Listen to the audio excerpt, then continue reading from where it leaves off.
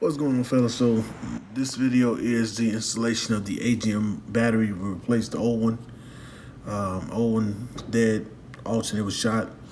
I did not get the footage of me cranking the vehicle up, just doing an initial turn on just to make sure everything was good as far as that. But I do crank it up again in the next video. The next video is the alternator upgrade and the installation. So make sure you stay tuned, hit the like button, hit the share button, and subscribe. Deuces. Hey, what's going on, family? It's your boy Big Vic, bearded brother. Got the Q50, and we're finna pull this out. The battery's dead because the alternator is dead, and yeah, we're finna pull this battery out. I'm gonna get my core because I got a new battery. It's AGM from Die Hard. Got it from Advanced Auto Parts. And so to take off the battery, you will need a 10mm, of course. You know, the elusive 10mm. Everybody loses. The most purchased and most lost socket ever.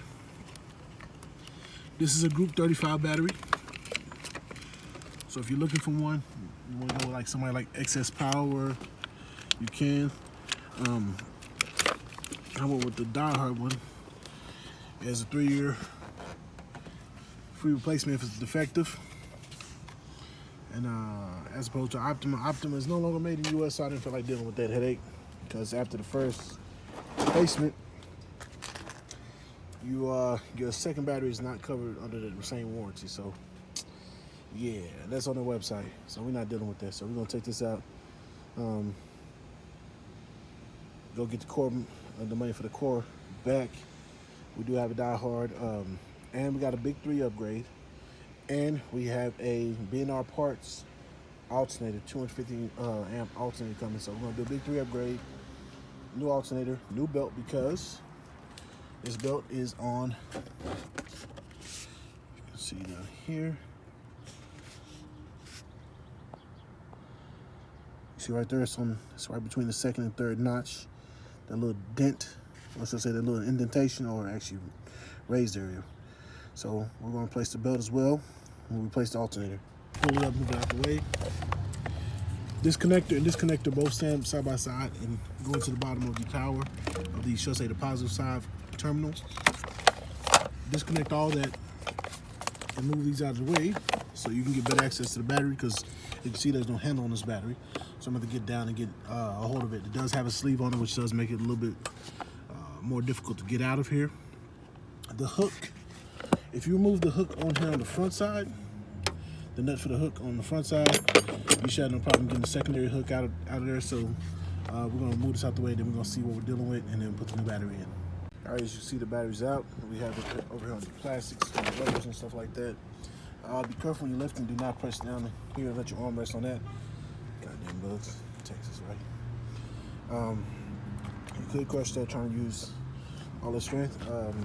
Take this off. It'll make it a little bit easier to get a hold of it. You kind of lean it. I would suggest leaning it to the right, and then get your left hand under there, and then pulling it out straight up and taking it out. As you can see, this is a lead acid or a flooded battery. Old style, it's a Group 35 battery. If you get a new one. And yeah, we're gonna put it back in, make sure the terminals are facing the front. Get it back in, we're gonna tie it all down. As you can see right here, that's where the back hook goes into, right here. And then the front hook goes into this area. It's actually, let me see if that'll get you. Yeah, there you see right, it hooks in, so it comes up, it hooks into here. So we'll be mindful of that when we put the new one back in. This is the old CCA cable, this is coming out. We're going with the OFC 4-gauge setup instead of the 0 gauge, because we're only going to run sub amp, and we're going to run front stage on the mids and highs. So yeah, we should be good to go. We should be good to go. All right, family, here where we have a Die Hard Platinum. It's AGM 35, Group 35 AGM, 59 amp hours, 100 in the reserve capacity is 650 cold cranking amps. So should do all right for what we need. And what we need is something to supply the base. Now, you may ask, what killed your alternator? Well, what killed my alternator is my 300 watt system. And I do mean only 300 watts. It's only the sub amp connected back there. Now, those of you know, the Q50 literally, besides the motor, everything is ran on electric. So the 150 amp alternator runs the ignition, power locks, the power to the trunk. You cannot get into the trunk without power being without a battery, without any battery juice rather.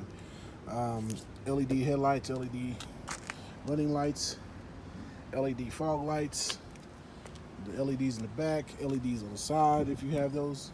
Everything is ran off that alternator. It deals with everything, right? You add a sub amp, and this, of course, is a used vehicle. That makes sense. I do have MaxCare. I was able to get this at a discount at Advanced Auto Parts. So if you have MaxCare, you still have it on your vehicle, on any vehicle, download the app and get the discount code on there. Go into the store, you make your purchase. But with MaxCare, I could have got this replaced for free had I not had the system. I didn't go in there. I asked them what was going on, you know, how this works. She told me they do the testing and they determine what caused the failure.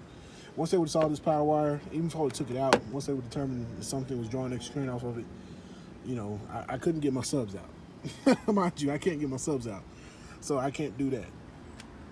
You know, I didn't feel like pulling on this wire, because once I pull this wire, I'm putting a new wire in this place. So I'm wrapping up another wire and pulling it straight through. Anybody who has installed their own system in this knows it's a pain in the ass to do it. I wouldn't deal with all that. I was like, screw that. I know what's going on. I'll just do it myself. So I'm replacing the alternator. I'm getting the alternator I want. Something beefier. I'm doing the big three. We're gonna do something like this. I'm tired of looking at this. This is very ugly. I like my engine bay to look a little cleaner than this. So yeah, we're gonna do some work, get all this taken care of. Let's put this battery back in. We'll crank it up and make sure it runs good. It's been sitting for way too long. All right, guys. So we got this battery in. Just to note, if you do get the die-hard one, it sits taller. So it sits taller and it's a little more narrow than the factory battery, which means the tie down is not gonna work. I tried it. Almost lost my 10 millimeter open box wrench.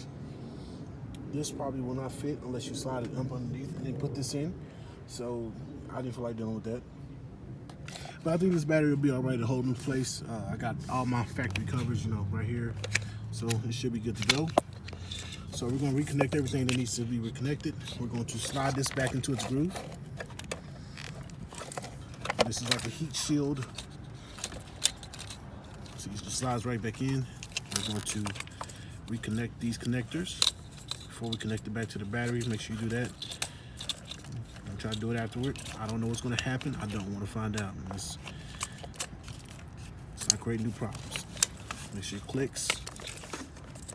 Should have did this side first. That's all good.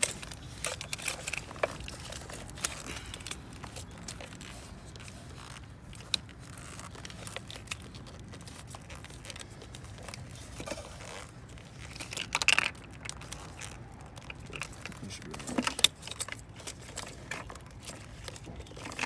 Trying to do this one hand's pain in the butt.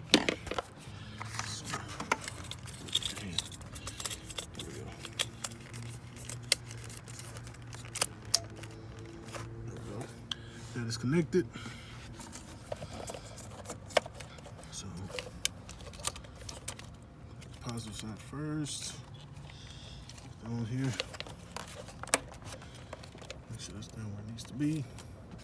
And we're going to gently connect the negative side. Up.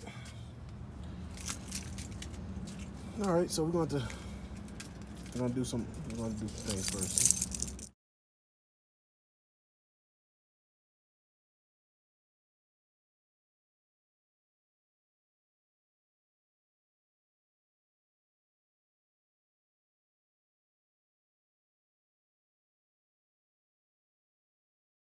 All right, I had to grab my key real quick. My key fob and I locked the door so it stopped foaming at everybody. And I forgot I did turn on the hazards. We got power in here again. But we're finna tie everything down, button everything down first, and then we'll come in here, we'll crank it up and see if she will start. No issues. We're not gonna drive this around. We already know the alternator's dead. It just killed this battery too. We can't have that going on. We're trying to get it wrapped and running, so we're going to get that replaced. In the coming months, we got a few months before then, but you sit around and let this stuff pile up on you, it sucks. It sucks. Plus, I want to drive my car. You know what I mean?